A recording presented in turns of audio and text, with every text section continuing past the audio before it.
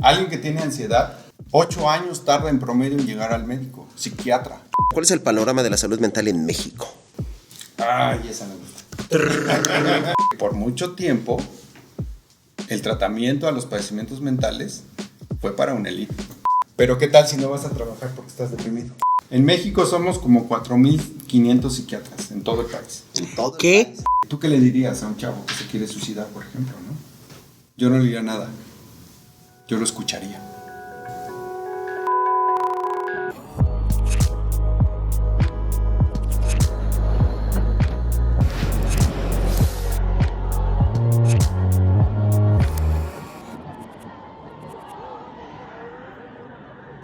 Hola, ¿qué tal amigos de Lado B? Bienvenidos a este Lado B de la salud mental. Estamos con el doctor Juan Manuel Quijada.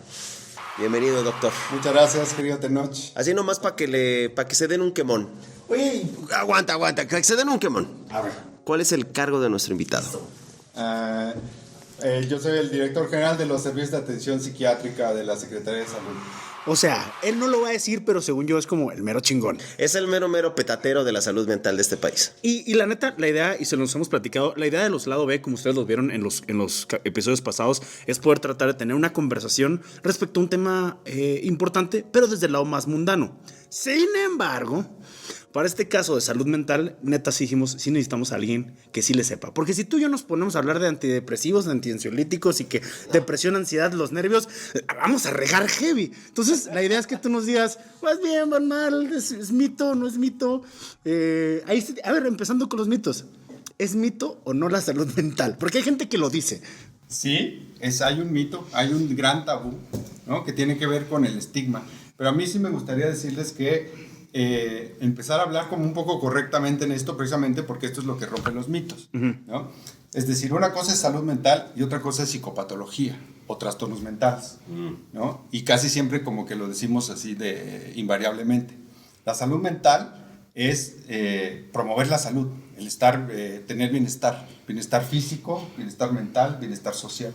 Y ese equilibrio es el que nos va a dar esta salud mental, que nos va a hacer que reconozcamos nuestras capacidades, sepa yo a qué sí le puedo entrar, qué sí sé, qué sí puedo, qué no, y en qué momento saber pedir ayuda, ¿no? Desarrollar esas capacidades y esas habilidades, y dice la Organización Mundial de la Salud, hacer una contribución fructífera a tu comunidad, ¿no? De eso se trata la salud. Esa es la salud mental, exacto. Okay. Esa es la salud mental, ¿no? En general. O sea, digamos que un individuo que tiene salud mental, aparte de que tiene un bienestar físico, emocional, social, además contribuye de manera positiva a la sociedad. Así es.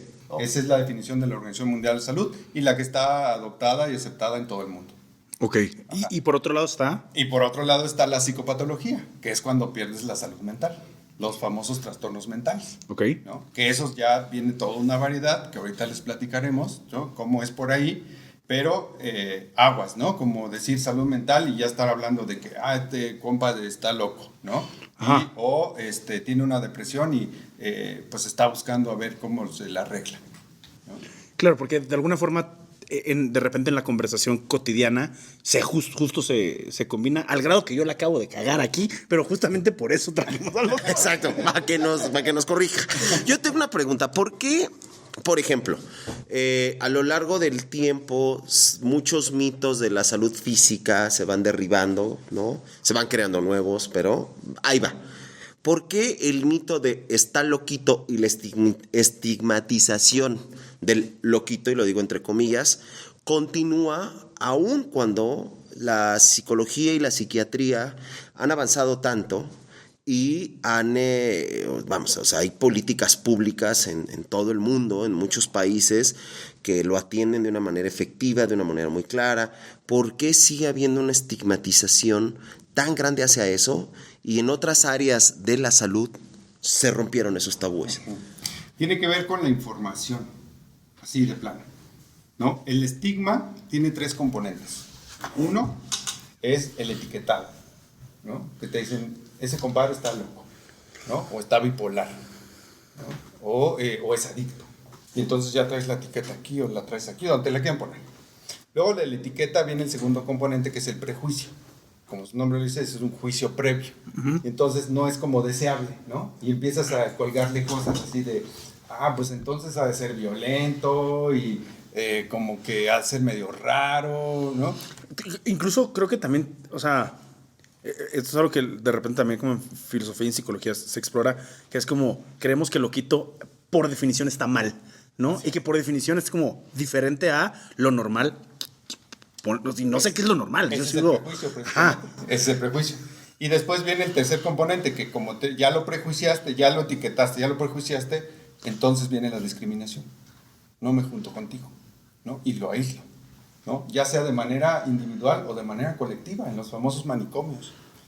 Todo esto inicia, por ponerte y contestar una pregunta, ¿se acuerdan de cuando veíamos en las películas? A mí ya me tocó ver casos muy raros como estudiante de medicina de la lepra, que sean los leprosos. Lo veíamos en las películas y entonces decían, pues es porque seguramente se portó mal y entonces métanlos a las cuevas y allá están los leprosos. Y un día se descubrió que era una enfermedad que la causaba una bacteria y que se quita. Al día de hoy es rarísimo ver alguien que tiene lepra, ¿no? Pero en aquel tiempo la desinformación y la falta de avance en la ciencia en ese sentido, o de la ciencia médica, hacía que no tuviéramos respuestas a eso, no sabíamos por qué pasaba. Regresando a esto, a lo que me estás preguntando, en salud mental, en psiquiatría, en neurociencias, resulta ser que sí ha habido mucho avance, pero estamos hablando de 30 años para acá. Es muy nuevo. Es muy nuevo. De hecho, la década de los 90 fue etiquetada como la década de la mente, porque se descubrió mucho más de la mente en esa sola década que en todo el resto de la historia de la humanidad. Ahí, chance, me voy a tirar la hebra muy heavy, pero de repente, o sea, me imagino que antes de los 90 estaban preocupados en que no te matara la gripa o una enfermedad estomacal o algo más heavy, y de repente se pensaba que los temas de la salud mental y del cerebro en general, pues quedaban como para otro momento, ¿no? Y no es hasta los 90 que ya con un desarrollo económico un poco más estable, donde ya se pueden preocupar por eso. Sí, en realidad a nivel mundial empezó esto en los 50. Okay. Se descubren los fármacos antipsicóticos, que es para quitar las alucinaciones. Entonces, cuando se descubren, antes de los 50 en la humanidad entera sí no tenía respuestas para esto. Y los metían en un manicomio y hacían pruebas y hacían experimentos y en algunos cosas de electroshock, ¿no? Sí, que eso es un mito, ¿sabes? Mira. La terapia electroconvulsiva es uno de los mejores tratamientos que hay al día de hoy. ¿Qué? Y se sigue usando. Wow, yo pensé que la industria del cine nos había dicho que era como gente. Yo también. Y fíjate lo poderoso que son las narrativas, porque yo también tenía la idea de que los electroshocks eran para fundir el cerebro o para torturar a la banda, ¿no? O sea, y que no realmente tenían... Oye, ¿por qué funcionan? A ver. Pues funcionan porque es una especie, lo voy a decir en términos un poco coloquiales, es una especie de reseteo, ¿no? Y lo que hace con tus grupos neuronales es resetearlos y regresar, y muchos grupos neuronales de estos que mal funcionaban empiezan a funcionar mejor. Ok. ¿No? Wow. Tiene algunas desventajas, como que en las primeras semanas pierden un poquito la memoria, pero esta se recupera, ¿no? Y en realidad se ocupa, no es para todos tampoco, no es así como que a ver, infórmense y el que quiera aquí le damos, no, tienen sus indicaciones muy precisas, pero para estas indicaciones precisas les va muy bien. Les va muy bien. Yo ya quería hacer para bórrame el recuerdo de ese maldito amor, pero no va a jalar, ¿verdad? No, hombre, le he pedido que me tome la temperatura cada rato a ver si ya se me borra. Ahora, esto tampoco es así como llegas y ya así no, ya es en un lugar hospitalario muy cuidado, con un anestesiólogo, con todo un monitoreo de tus signos vitales, ¿no? Previo estudio de que esto no te va a causar otro daño, es decir, tiene todas. Y hay como grados de voltaje, me imagino. Así es, además, pero además hay algo más nuevo que se llama estimulación magnética transcraneal. Ese polisílabo está bueno y quiero saber de qué va. Yo voy acá, porque lo quiero aplicar ahora en las fiestas. Un poquito, el principio es el mismo. Con campos magnéticos lo que haces es estimular ciertas regiones de tu cerebro para promover que ese grupo neuronal o esos grupos neuronales funcionen de mejor manera. Y eso al día se ocupa. Se dan 2 o 3 sesiones por semana durante un mes o un poquito más y les va muy bien. ¿Eso como un casquito o algo así? Sí, una especie de un aparato que te ponen encima y como un imán grandote que te van poniendo aquí y ahí va a salir. Estimulación O sea, magnética transcraneal. O sea que el toques de la cantina. En una de esas. En una de esas. En las cantinas me han pasado tantas cosas que yo no sé qué es lo que funciona. Pero salgo a toda madre. Salgo a toda Que de madre. todo fue lo que Sí. funcionó. Oye, Ever, este tipo de terapias, digo, sobre todo estas de electromagnética craneales, lo dije mal, ¿no? Y la de electroshock, me imagino que son para cierto tipo de Así es. situaciones, voy a decir, ¿no? En lugar de, no sé, Así como es, para a quién le funciona ciertas- o para qué. Por ejemplo, la depresión, en la ansiedad, pues va muy bien, ¿no? Básicamente esos. Algunos otros, como el trastorno de déficit de atención, les puede ayudar un poquito. Hay cosas que, por ejemplo, una ideación suicida no te la quitan y no va por ¿Una ahí. qué? ¿Una qué? Ideación suicida, Ok, si te quieres morir. ok, sí. Eso no te lo quitan, ¿no? Hay ciertas indicaciones. Pero quiero regresarme para no perderme el hilo aquí en lo que decía yo del estigma. Les contaba de los leprosos, ¿no? Y luego pasó con los tuberculosos. No se sabía, ¿no? Qué era lo que causaba.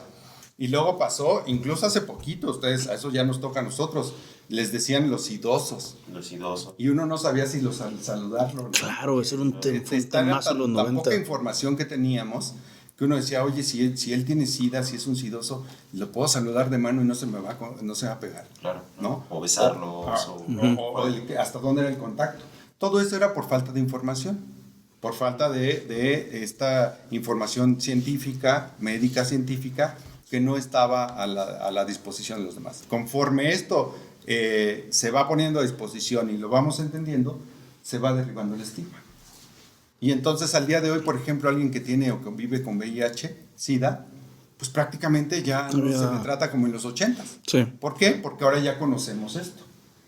Regresando aquí en psiquiatría, en salud mental, pues eso sí sigue pasando acá.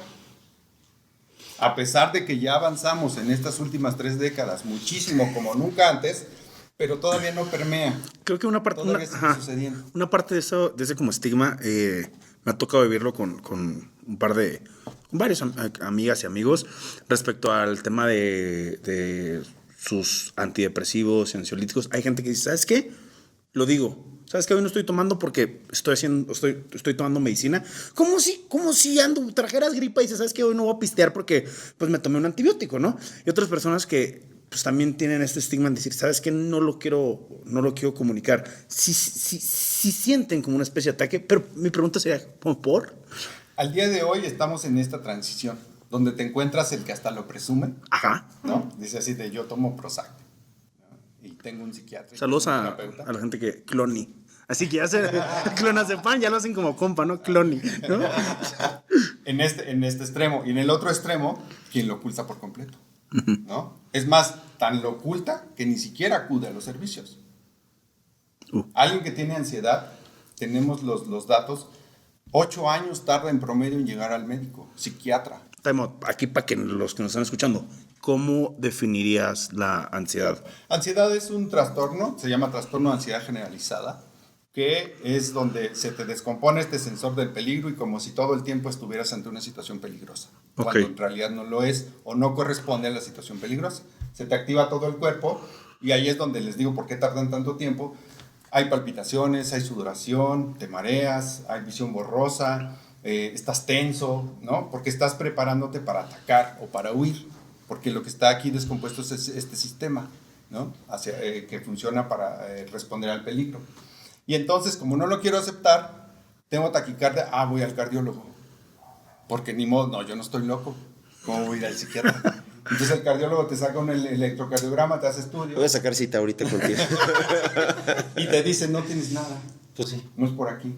Pero también como no puedes respirar bien, te falta el aire, no es que te falte, sino que en realidad estás hiperventilando para lo mismo, para correr o para pelear, ¿no? Que es el sistema más primitivo que se está activando. Y entonces vas al neumólogo, te saca aquí, te hace una espirometría, te hace un montón de estudios bien complejos, y te dice, ¿qué crees? Que tampoco tienes eso, ¿no? Y oye, pero es que, pues, yo es que me mareo, pues vas al otorrino, misma historia. Y te meten una sonda en la nariz que te cuento. Ándale, es una cámara que te ponen hasta acá, te da como 3 vueltas, ¿no?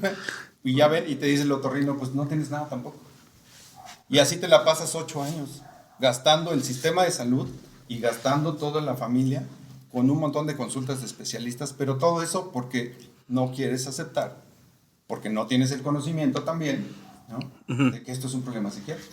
Ahora, por ejemplo, también, ¿en qué momento saber que ya tiene que ir uno a un psiquiatra? Por ejemplo, yo soy una persona que tiende a ser nerviosa, ¿no? Y estoy todo el tiempo, me exijo demasiado, Pero tengo mucho tiempo en el que estoy sumamente tranquilo, a veces me pongo más ansioso o más, ¿no? Más nervioso, tal vez un poco más de lo normal, pero sin llegar a que eso afecte o destruya mi vida, mi salud. O sea, como, ¿cuál es la línea para saber? Porque, por ejemplo, yo escucho mucho eso de que se refieren a alguien, ¿no? Es que eres muy ansioso, tienes ansiedad. Cuando en realidad solo ahorita está ansioso porque acaba de recibir una noticia horrible o algo. El momento lo amerita. Exacto. Porque el momento lo amerita. ¿Cuál es esta línea? Lo que dices, básicamente hay dos parámetros. Uno es el dejar de funcionar. El que dejes de ir a la escuela, de que dejes de ir al trabajo, que se deterioren tus relaciones, que tu funcionamiento cotidiano deje de ser. Esa es una. Y la otra es que te provoque mucho malestar, casi todo el día, casi todos los días, ¿no? A lo mejor sigues funcionando, pero traes un malestar importantísimo y te cuesta todos los días levantarte y te cuesta mucho trabajo cumplir los objetivos, baja tu rendimiento, pero sigues ahí, ¿no? Si te produce mucho malestar o dejas de funcionar, ese es el momento para acudir a para levantar la mano, ¿no? Ajá. A una evaluación. No estoy diciendo para tomar medicina. No. Para que te valore un especialista, para que te valore un médico. Ya el médico determinará si es por ahí o es por otro lado. Ahora, ¿cuál es la situación? ¿Cuál es el panorama de la salud mental en México? Ay, esa me gusta. Aquí todo empezó a México en lo que formalmente hablando en salud mental pública, 1910 cuando se funda la Castañeda, allá en Río Mixcoac. Se funda, en aquel tiempo no... ¿Qué es la Castañeda? La Castañeda así se le nombró al primer manicomio en México. Ah, ok. Ajá. De ahí tomó su nombre el grupo. Es correcto, sí. Y de hecho una de las portadas es la fachada del hospital Órale. psiquiátrico. En aquel tiempo no teníamos muchas respuestas que ahora sí tenemos. Y entonces me dijeron, a ver, estos son los locos, sáquenlos de la ciudad, háganles ahí una barda gigante para que no se escapen. Una prisión hecho, light, había ¿no? un pabellón que se llamaba el pabellón de los estúpidos. Así. Ahí me voy a apuntar. Porque mi exnovia me trajo de estúpido. Yo conozco varias cuentas de Twitter que deberían...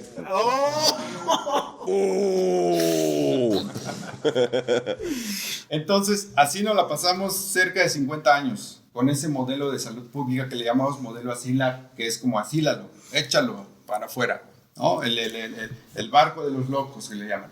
Para 1960, en realidad no cambió nada, lo que cambió es que ya la población ya había abrazado la Castañeda. Entonces dijeron, los locos ahora ya están en medio de nosotros. Literal.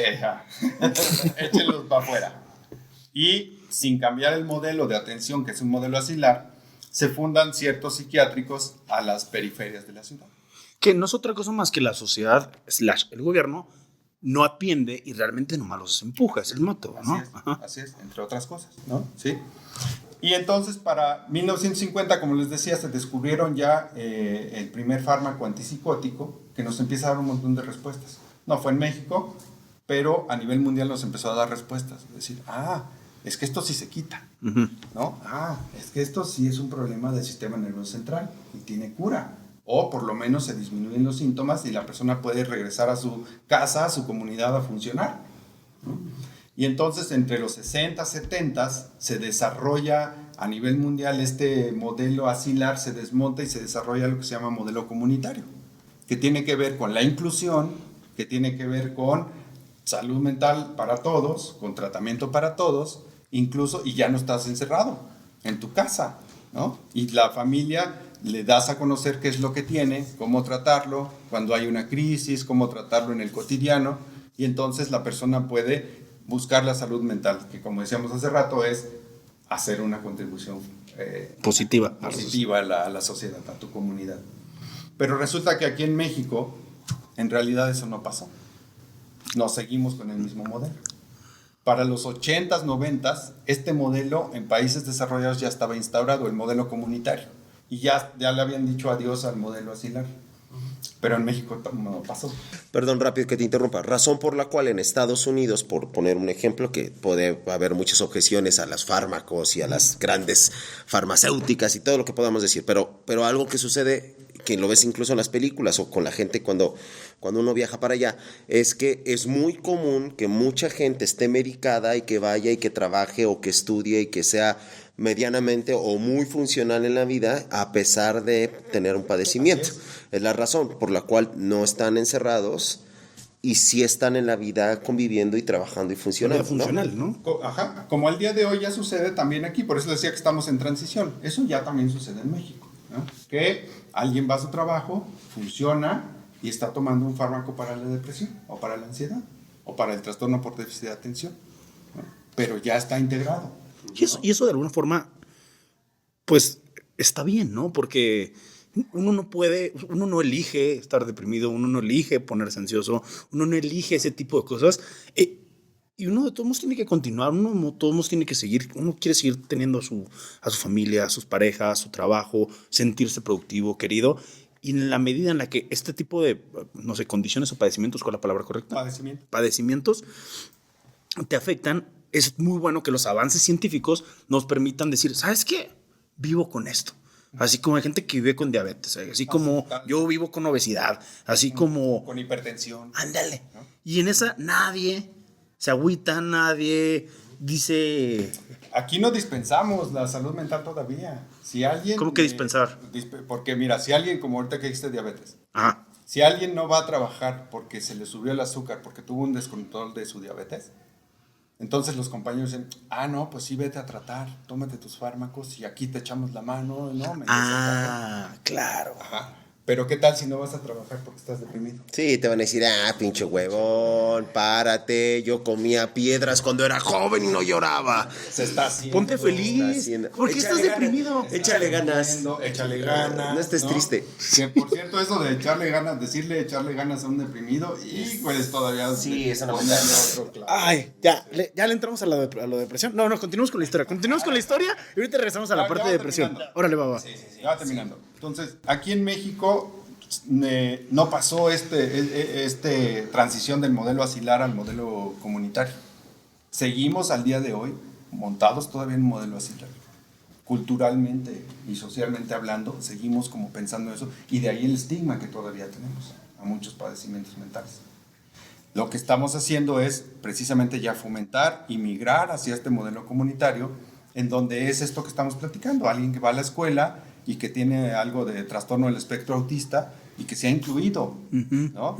Alguien que en el trabajo tiene depresión y que se ha incluido y que siga funcionando con su tratamiento, claro, ¿no? Con su terapeuta, pero que siga funcionando en lo que está haciendo, en lo que él pretende hacer. Que llegue un punto en el que, dependiendo del padecimiento, pueda ya no tomar terapia o ya no tomar psicofármacos y que le siga.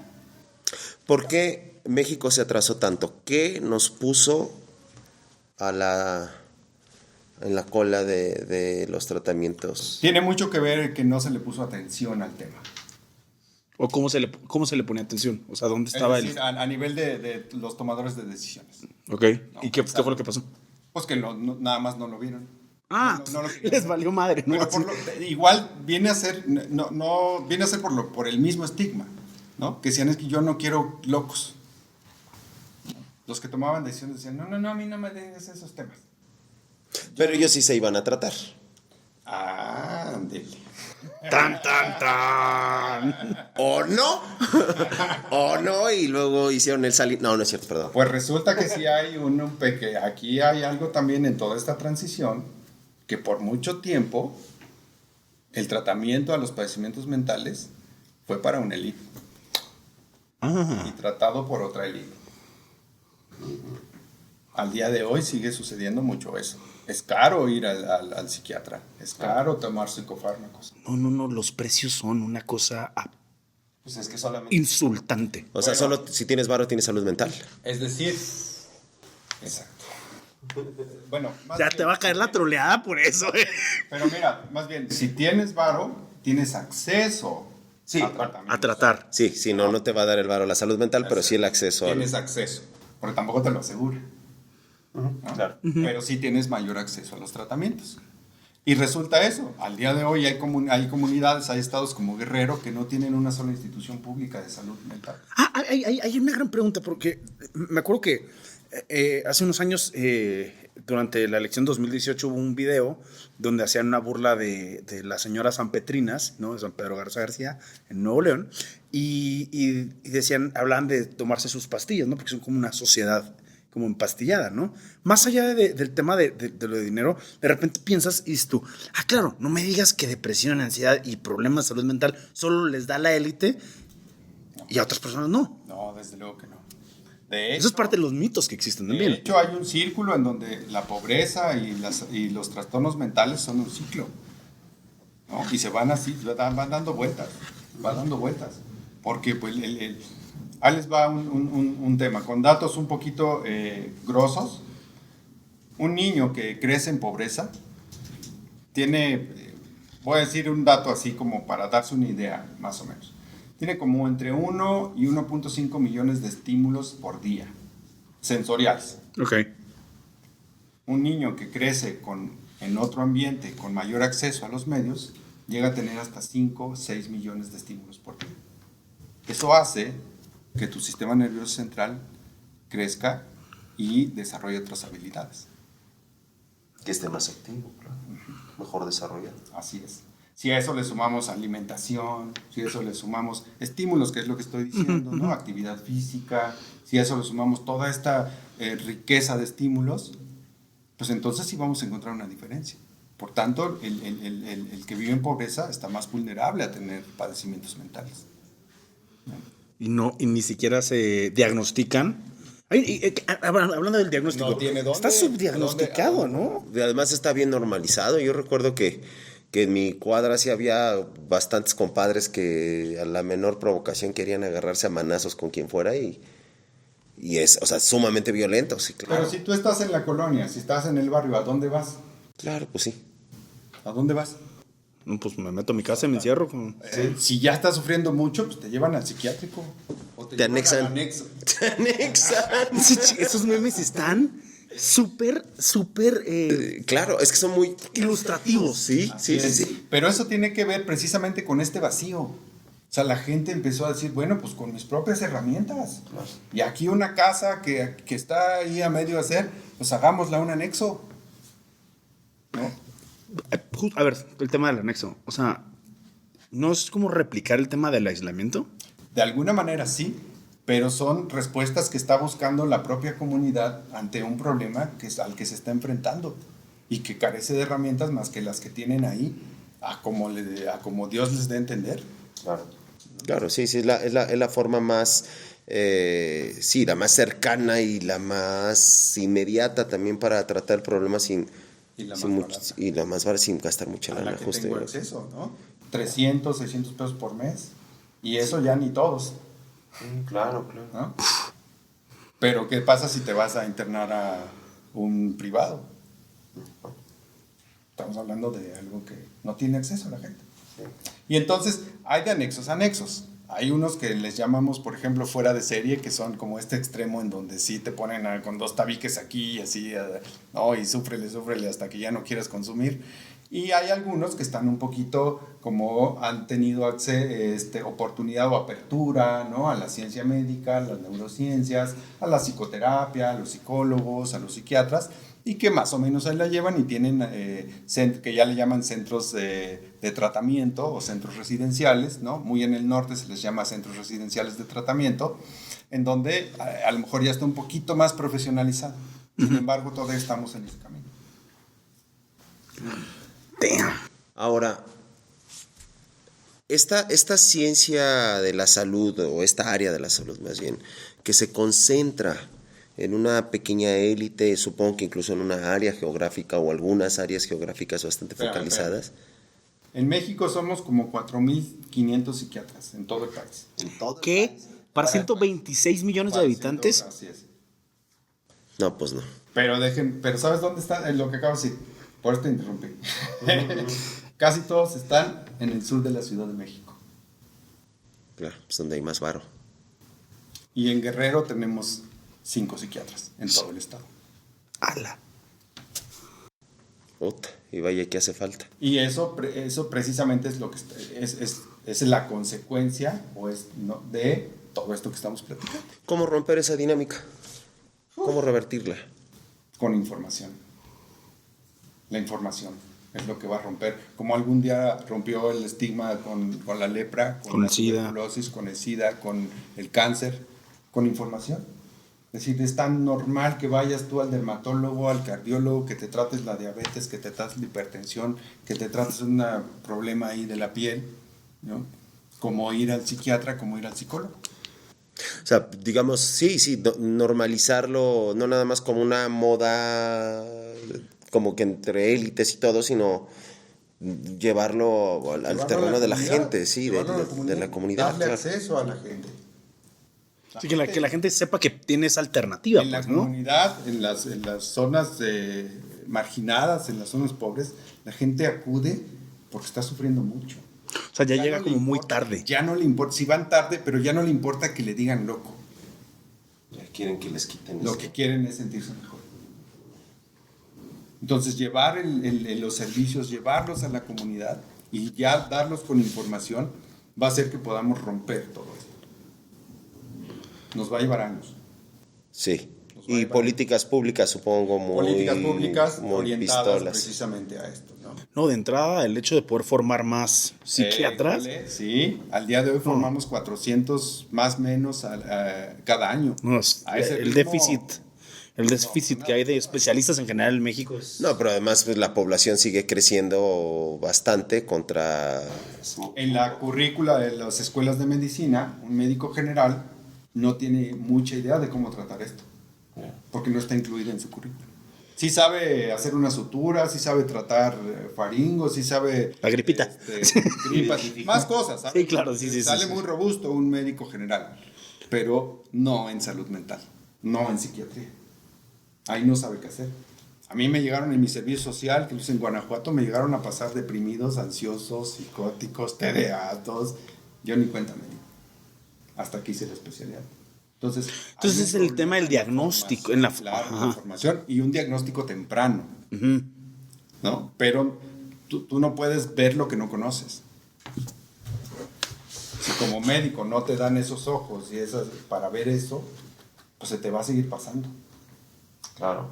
Sí, no tienes el detector de metales ahí. Así es, no lo tienes. Entonces, en cuanto, regresando a las políticas públicas, ¿no? Reforzar en las escuelas de medicina, pero no nada más de medicina, de enfermería, de trabajo social, de psicología, reforzar. Sí, en la mayor cantidad de puntos que podamos tener de monitoreo, así es. vamos a poder como canalizar mejor. Y que obviamente no que ellos los traten, pero sí que los identifiquen y los canalicen. Tempranamente y los sepan canalizar.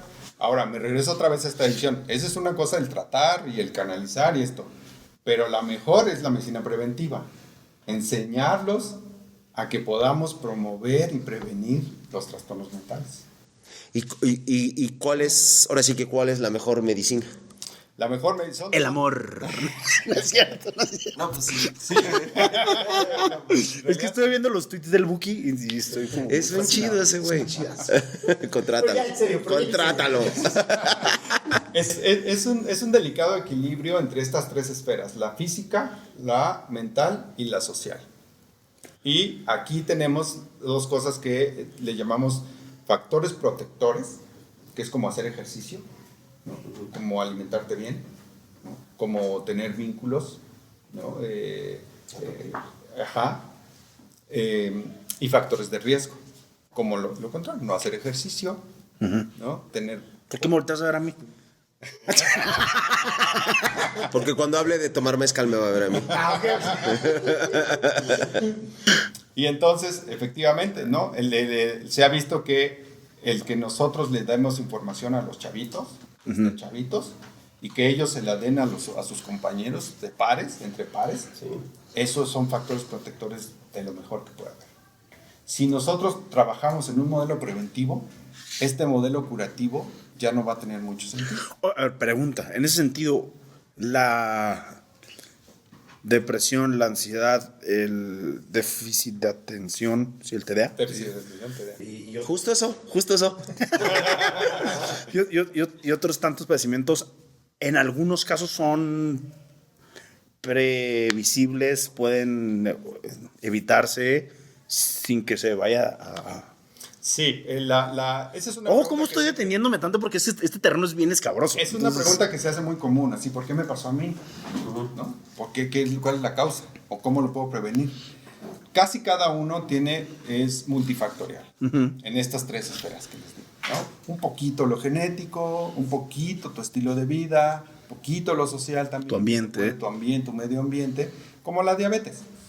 Tú tienes 2 papás diabéticos, si tú eres sedentario, subes de peso, fumas... Pórtame a ver, te va a dar, ojete. pero así de volada te va a dar, ¿no? Claro, sí. ¿No?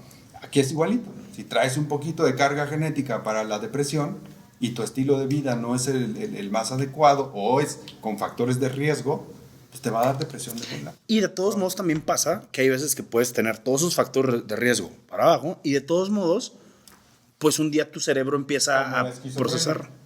La esquizofrenia o cuando tenemos alucinaciones, que son la psicosis que se queda permanente, la carga genética es a veces tan importante que hagas lo que hagas, no te libres.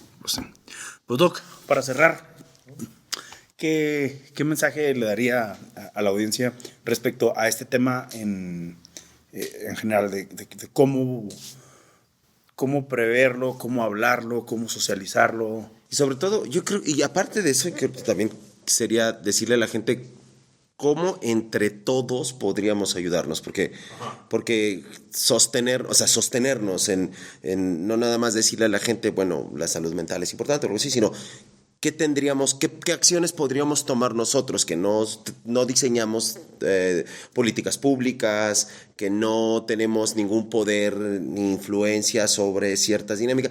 ¿Qué podríamos hacer nosotros como comunidad para... Tanto las personas que lo padecen como quienes convivimos con quienes lo padecen. Quien tiene un padecimiento. Ajá. Esta pregunta la he respondido casi siempre con la misma respuesta. Y decían, ¿tú qué le dirías a un chavo que se quiere suicidar, por ejemplo, ¿no? O a una madre de familia que tiene ansiedad, ¿no? O a alguien que consume sustancias. Yo no le diría nada. Yo lo escucharía.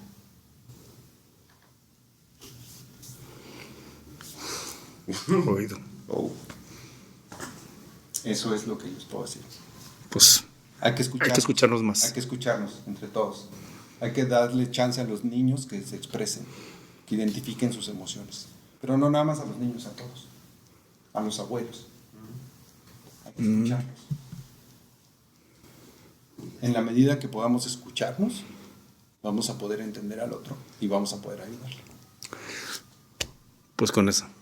Muchas gracias por habernos escuchado, pero de verdad, con mayor razón, de verdad, escuchen a su comunidad, a su familia, sus parejas, sus amigos. Doctor, muchísimas gracias. Ancho. Gracias. Abajo de aquí les vamos a dejar los links de varias instituciones de gobierno, varias líneas de atención gratuitas también. Entonces, chequen los comentarios acá y pues ya saben, like, suscribirse. Si llegaron al final del video, muchísimas gracias extra y nos vemos la siguiente semana. Ya saben, jueves 10 de la mañana.